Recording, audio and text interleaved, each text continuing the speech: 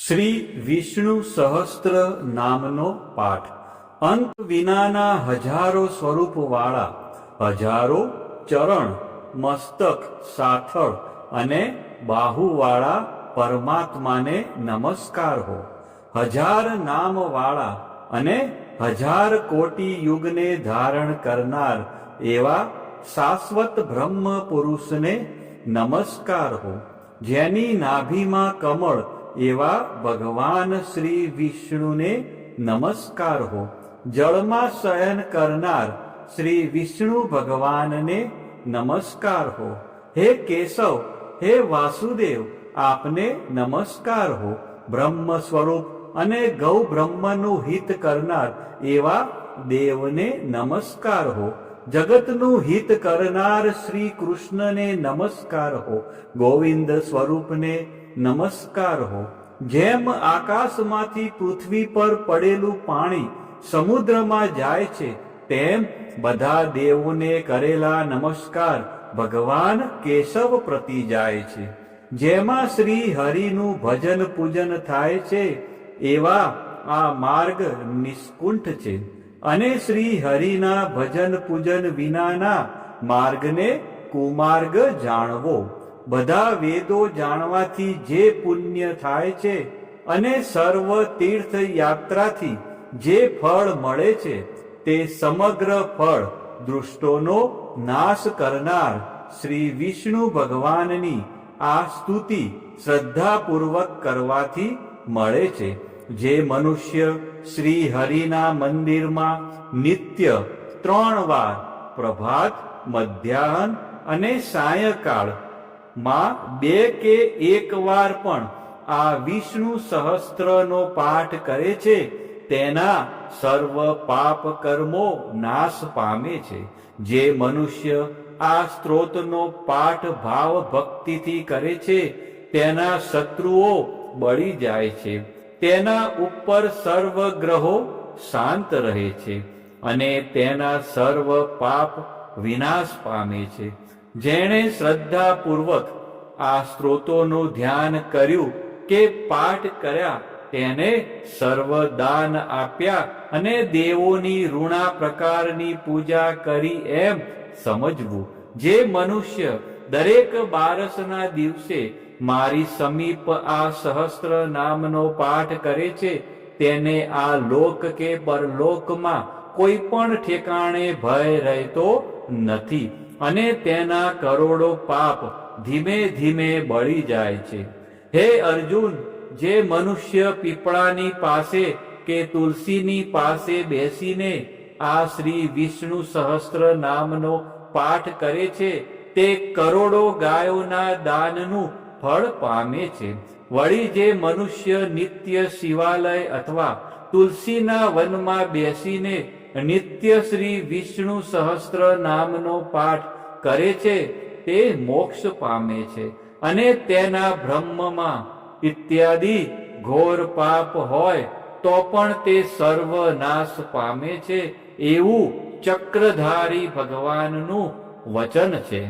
ઇતિ શ્રી જન્મ મહાભારત ભીમ યુધિષ્ઠિર સંવાદે શ્રી વિષ્ણુ દિવ્ય સહસ્ત્રના સ્તુતિ સંપૂર્ણ. હવે આપણે ભગવાન શ્રી વિષ્ણુના 108 દિવ્ય નામ, જેને અષ્ટોત્તર સતનામાવલી કહેવાય છે, જે નીચે મુજબ છે. આપણે આ બધા નામો શાંતિથી સાંભળીશું. આ નામોનો જાપ કરવાથી મનને શાંતિ મળે છે અને આધ્યાત્મિક ઉન્નતિ થાય છે. ઓમ વિષ્ણવે નમઃ. ઓમ વિશ્વરૂપાય નમઃ. ઓમ પદ્મનાભાય નમઃ. ઓમ પ્રજાપતયે નમઃ. ઓમ ઋષિકેશાય નમઃ.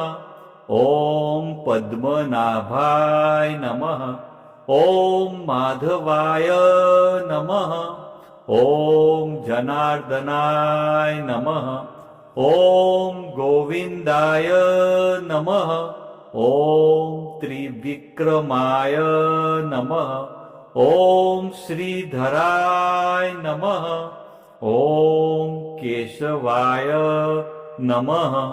ॐ पुरुषोत्तमाय नमः। ॐ दामोदराय नमः। ॐ अच्युताय नमः। ॐ साणङ्गपाणये नमः। ॐ उपेन्द्राय नमः। ॐ इन्द्राय नमः। ॐ वामनाय नमः। ॐ वैकुण्ठाय नमः। ॐ जिष्णवे नमः।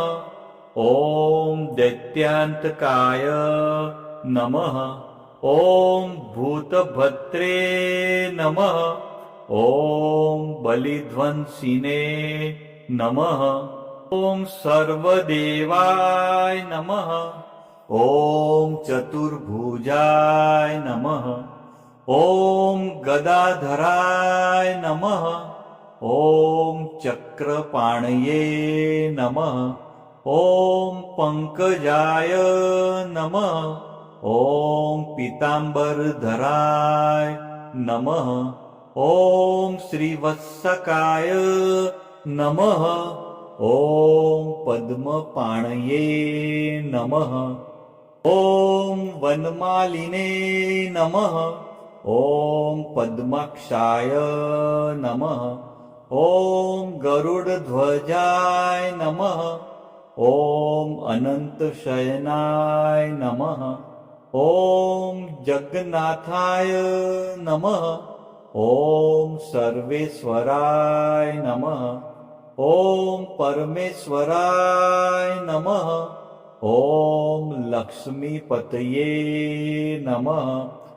ॐ वराहाय नमः। ॐ नृसिंहाय नमः। ॐ भार्गवाय नमः। ॐ रामाय नमः। ॐ हलधराय नमः। ॐ बुद्धाय नमः। ॐ कल्किने नमः।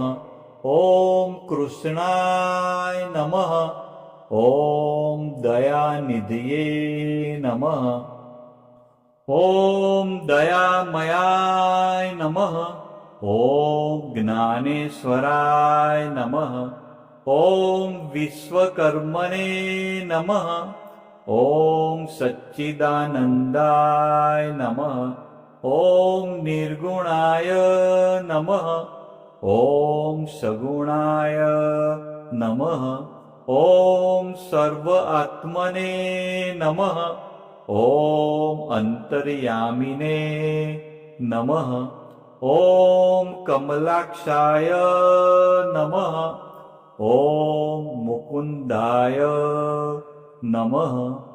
ॐ मुरलीधराय नमः। ॐ पीताम्बरधराय नमः। ॐ गोपालकाय नमः। ॐ गोपीवल्लभाय नमः। ॐ कामदाय नमः। ॐ मोक्षदाय नमः। ॐ वरदाय नमः। ॐ शरणागतवत्सलाय नमः। ॐ भक्तपालकाय नमः। ॐ दीनबन्धवे नमः। ॐ करुणासागराय नमः। ॐ कमलापतये नमः। ॐ चतुर्वेदाय नमः। ॐ वेदान्तवेदाय नमः। ॐ यज्ञेश्वराय नमः। ॐ धर्मध्यक्षाय नमः। ॐ विश्वतोमुखाय नमः। ॐ सहस्रशीर्षाय नमः। ॐ सहस्रसाक्षाय नमः। ॐ सहस्रपाटे नमः। ॐ परायणाय नमः। ॐ परब्रह्मणे नमः। ઓમ પરમાત્માને નમઃ. ઓમ અનાદિનિધનાય નમઃ. ઓમ અજાય નમઃ. ઓમ શાશ્વતાય નમઃ. ઓમ અવ્યાય નમઃ. ઓમ પુરુષાય નમઃ. ઓમ પ્રાણાય નમઃ. ઓમ પ્રણવાય નમઃ. ઓમ ઓમકારાય નમઃ. ઓમ સત્યાય નમઃ. ઓમ જ્ઞાનાય નમઃ. ઓમ વિભવે નમઃ. ઓમ પ્રભવે નમઃ. ઓમ ઈશનાય નમઃ. ઓમ મહેશ્વરાય નમઃ. ઓમ રુદ્રાય નમઃ. ઓમ શિવાય નમઃ.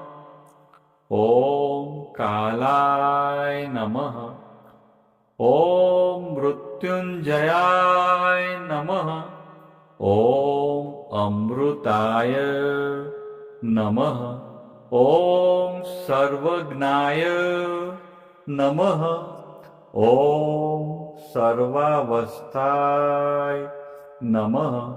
ઓમ સનાતનાય નમઃ. ઓમ સર્વવ્યાપિને નમઃ. ઓમ અનંતરૂપાય નમઃ. ઓમ ભગવતે નમઃ. ઓમ વિષ્ણવે નમઃ. આ જ પ્રમાણે રોજ સવાર, બપોર અને સાયંકાળે એમ 3 વખત શ્રી વિષ્ણુ ભગવાનનો પાઠ અવશ્ય સાંભળવો. ઓમ નમો ભગવાન